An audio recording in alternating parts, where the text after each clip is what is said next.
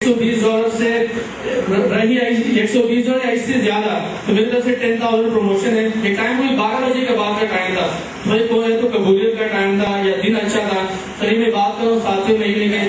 آج میرے G M آئی میں تقریباً 1 مہینے بعد 2 سال پورے ہو جائیں گے کہ اس اکاؤنٹ سے اس دن سے لے کے آج تک میرا کمیشن $120 سے کم نہیں آیا.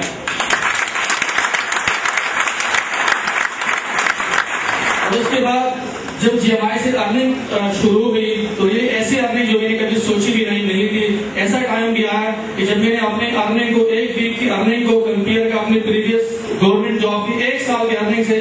سر یہ میرے 1 ویک کی ارننگ اس سے زیادہ نکلی جو میرے 1 سال پہلے پورے 1 سال کی ارننگ تھی. میں لوگوں کو اپنی ایگزامپل دیتا ہوں. کیا میں پشاور سے ڈسٹرکٹ ڈائریکٹر علاقے سے میرا تعلق ہے، اگر میں اس کام کو کر سکتا ہوں تو وائی ناٹ کراچی پنجاب ہے سٹی شہری علاقے کا بندہ. جسٹ مستقل مزاجی سے کام کو کرنا پڑے گا، اپنے حوصلے کو کنٹرول میں رکھنا پڑے گا. اور اس کے بعد یہ کام ایسا ہے کہ اس میں آپ کو یعنی اگر آپ مستقل مزاجی سے ڈٹے رہے تو بالکل میرٹ پہ ہے، آپ کسی کو بھی کراس کر سکتے ہیں ارننگ میں. اور ماشاءاللہ بہت سارے دوست ایسے ہیں جو کہ اسٹوڈنٹس ہیں، یونیورسٹیز میں پڑھ رہے ہیں، تو اس اسٹوڈنٹس کے لیے تو اس میں کوئی نقصان ہے ہی.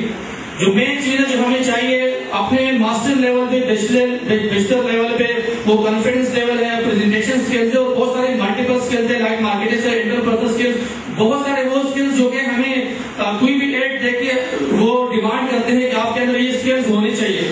تو صرف جی ایم آئی کا پلیٹ فارم ایسا ہے کہ ارننگ اگر $1 بھی نہ ہو تو یہ اسکلز ایسی ہے اس میں کوئی ایک اسکلز بھی حاصل کرنے کے آپ کو ہزاروں روپے لگانے پڑیں گے اور آپ پریکٹیکلی کسی انسٹیٹیوٹ سے اس کو لینا چاہیں. لیکن اسی پلیٹ فارم سے یہ ساری چیزیں آپ کو پریکٹیکلی اور بہت اچھی طریقے سے مل سکتی ہے، اس لیے کہ آپ کو فرنٹ میں آنے کا موقع ملتا ہے. باقی ارننگ اس سسٹم میں بہت ہے، اتنی ارننگ شاید ہم نے کبھی سوچی بھی نہ ہو. اور آج اللہ کا شکر ہے جو مجھے اللہ تعالیٰ اس سسٹم سے دے رہا ہے، شاید کوئی جس دوست کو 2-3 شاید وہ مانے بھی نہ. اللہ تعالیٰ کا بڑا شکر ہے. اور اس کے بعد مشال عابد صاحب نے آپ لوگوں سے ذکر کیا، واقعی بہت کروشل ٹائم تھا. لیکن وہاں پہ جو بات مجھے کلیک کر گئی، یار یہ لوگ تو شہر میں رہتے ہیں، شہر میں تو اگر گھر چینج کیا تو کسی اور کو نہیں پتا. میں تو کام کو گاؤں سے کام کو اسٹارٹ کیا ہے.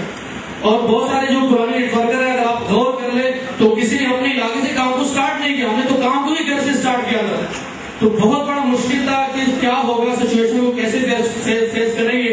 لیکن شاہد عباسی صاحب کو بہت سارے جنہوں نے حوصلہ دیا اور ساتھ یعنی یونائٹ ہوئے اور ہم نے یہ ڈیسائیڈ کیا کہ انشاءاللہ جینا ہے مرنا ہے تو اپنے ان ٹیموں کے ساتھ کچھ بھی ہوگا ہم نے ٹیموں کو اپنے ساتھ چلنے میں مجبور نہیں کرنا، بلکہ ٹیموں کی جو خواہش ہوگی ان کی خواہش کے مطابق ہم نے ان کے ساتھ چلنا ہے. اور آج اللہ کا شکر کہ لاسٹ پروموشن میں بالکل پراؤڈ یہ بات کروں گا کہ تقریباً فرسٹ 50 بائکس پورے پاکستان کے لیے تھی اور ان بائکسوں میں سر نے 22 کا فگر کہا تھا لیکن مور دین 25 فگر ہے. جتنے لوگ آپ نے اسٹیج پہ دیکھے تھے الحمدللہ میکسیمم وہ مشال عابد صاحب کے اور میری ہی ٹیم سے تھے.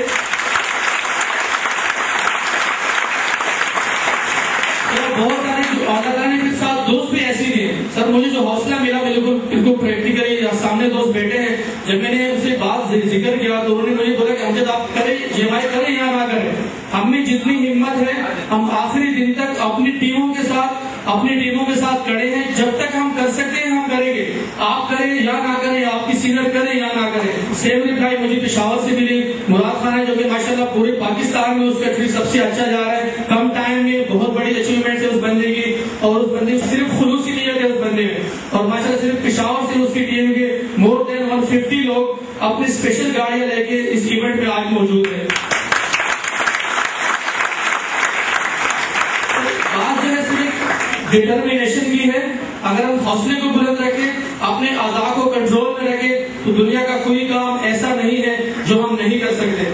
تو میں اب جتنے دوست بیٹھے ہیں بہت سارے یونیورسٹی اسٹوڈنٹس ہیں، میں خود یونیورسٹی اسٹوڈنٹ رہا ہوں، تو اس کام میں پرابلمس بہت آئیں گی، اتنی پرابلمس آئیں گی تو شاید آپ نے سوچی بھی نہ ہو. لیکن پھر جب ارننگ یعنی برداشت کا امتحان اینڈ کر لے گی، وہ امتحان شاید آپ نے کبھی سوچا بھی نہ ہو، لیکن اس کے بعد جو انکم دے گی تو وہ بھی آپ کی سوچ سے زیادہ ہوگی. لیکن اپنی ٹیموں کے ساتھ مخلصی انداز سے ٹیموں کو سپورٹ کرے، جتنا ہو سکتا ہے اپنی ٹیموں میں تو سپورٹ کرنے میں اس پہ احسان نہ جتائے کہ میں آپ کی بھائی ہمارا فرض بنتا ہے جو ٹیمیں ہمارے ساتھ آئی ہیں ہمیں ان کو سپورٹ کرنا ہمارا حق ہے. ہمارے اوپر فرض ہے ہوگا اگر ہم اس حوصلے کے ساتھ اپنی ٹیموں کو سپورٹ کرتے رہے تو انشاءاللہ ہو نہیں سکتا کہ ہم جی ایم آئی میں کسی سے پیچھے رہ جائیں. باقی حالات کے حوالے سے میں سب دوستوں سے ریکویسٹ کروں گا. پہلا ایونٹ تھا جو کہ ہمارا کمبائن ہے جس میں خروش شیخ صاحب ماشاءاللہ ہمارے ایک موٹیویشن ہے, بہت سارے ویڈیو ان کے ساتھ ہے, قاضی رویز صاحب ہے. تو سر اگر ہم مل جل کے اگر ایسے ایونٹس ہم نے ارینج کیے تو میں نہیں کہ 1 مہینے بعد شاید کوئی نام کی نالے کسی اور کا. تو میں اپنے اسٹوڈنٹ ایکسپیرینس کو ختم کروں گا. باقی سب دوستوں سے میرے لائق کسی کو کسی قسم کی سروس چاہیے تو ویلکم پورے پاکستان میں, اسپیشلی پشاور میں. تو سب دوستوں کے لیے ویلکم. کھاؤ میری ٹیم سے ہے یا نہیں ہے, میں انشاءاللہ پورے دل سے ان کو سروس دوں گا. تھینک یو ویری مچ.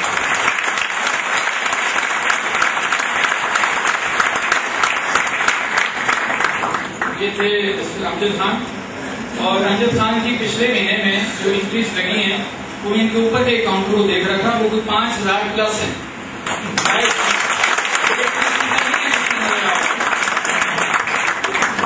تو کچھ لیڈرز کو میں ان کے نام لینا چاہوں گا. مسٹر قاضی اویس خالد, طاہر کیانی صاحب, سعید چیمہ صاحب, احسن راجپوت صاحب, اور یہ سارے کے سارے لوگ جو ہیں ان کی ٹیمیں یہاں موجود ہیں. اور ان لیڈرز کا آج جی ایم آئی کے اس دور میں ان کا بہت بڑا کنٹریبیوشن ہے, اور ان کی بھی بہت زیادہ خدمات ہیں. جی ایم آئی کے لیے آج یہاں تشریف نہیں لا سکے, ان کا بھی نام لیا یہ سارے لیڈرز, لیکن بہرحال ان کی ٹیمیں یہاں موجود ہیں. اور ان تمام لیڈرز کے لیے آپ بھرپور کلیپنگ کریں. یہ اپنی کچھ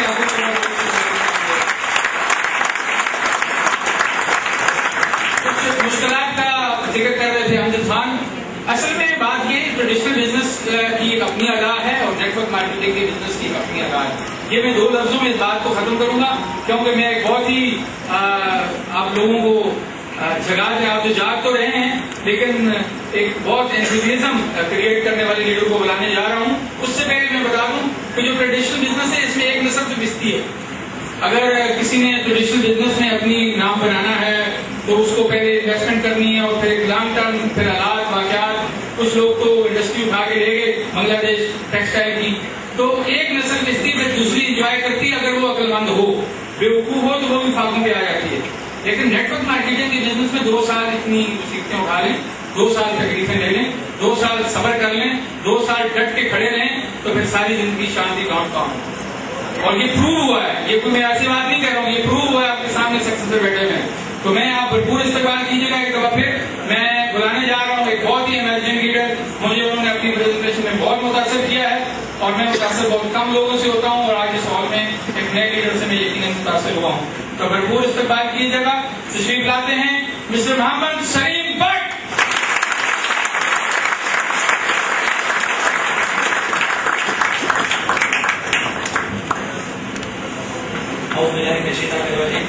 بسم اللہ الرحمن الرحیم. السلام علیکم. کیسے ہیں آپ لوگ؟ ابھی بھی ہال تو فل ہے. جس طرح میں پہلے پریزنٹیشن میں آیا تھا, اور پریزنٹیشن میں بھی میں اس طرح آیا کہ کوئی پلان نہیں تھا پریزنٹیشن کا. فورمائی کے ساتھ فورمائی کا بس کرنا ہے تو تم نے کرنا ہے. تو آپ واز تھنکنگ کہ مجھے کیا بولنا ہے, اس لیے کہ تقریباً کوئی 7 مہینے سے پریزنٹیشن میں نے کی نہیں ہے. تو میں اپنی ٹریننگ کرتا ہوں اور صرف ٹریننگ پہ فوکس رہتا ہے ٹیم کے ساتھ, اور انہیں سکھانے میں. تو مجھے نہیں پتا آج پریزنٹیشن تو میں نے کی ہے, اچھی ہوئی ہے یا بری ہوئی ہے, آئی ڈونٹ نو. بولو میں تو ویل کہہ رہے ہوئے بہت ساری باتیں ہوئی. شاہد عباسی صاحب, عابد مشال صاحب, اور اس کے بعد عابد صاحب نے اپنا یہاں پر ایک بہت ایکسپیرینس شیئر کیا. عتیق بھائی میرے بہت پیارے, میرے بہت ہی زبردست محسن ہیں, بھائی ہیں میرے, اور انہوں نے اپنا ایکسپیرینس شیئر کیا. نہال صاحب یہاں پر موجود ہیں, بہت زبردست بات کی. تھوڑا سا میں ڈسکس کرنا چاہوں گا پرابلمس کے حوالے سے یا کچھ ایفرٹس کے حوالے سے. چائنا کے اندر, چائنا کنٹری کے اندر ایک ولیج, ایک گاؤں تھا, اور وہ گاؤں ایک ایسی لوکیشن پر, ایک ایسی جگہ پر موجود تھا کہ جس کے چاروں طرف پہاڑ تھے, اور اس پہاڑ کے بالکل دامن میں وہ وادی تھی, اور اس وادی کے اندر کبھی دھوپ نہیں آتی تھی. جب سردیوں کے اندر سورج تو نکلتا تھا لیکن وہ پہاڑوں کی چوٹیوں کے پیچھے ہی نکلتا تھا, اور پیچھے ہی وہ غروب ہوتا تھا. یعنی اس گاؤں کے اندر کبھی دھوپ نہیں آتی تھی. صدیوں سے وہ گاؤں وہاں پر موجود تھا, اور صدیوں سے لوگ وہاں پر رہتے تھے, لیکن اس گاؤں کے لوگوں نے کبھی دھوپ کو نہیں دیکھا. تو لوگ ویسے ہی جیتے تھے، کھاتے تھے، پیتے تھے، وہیں پر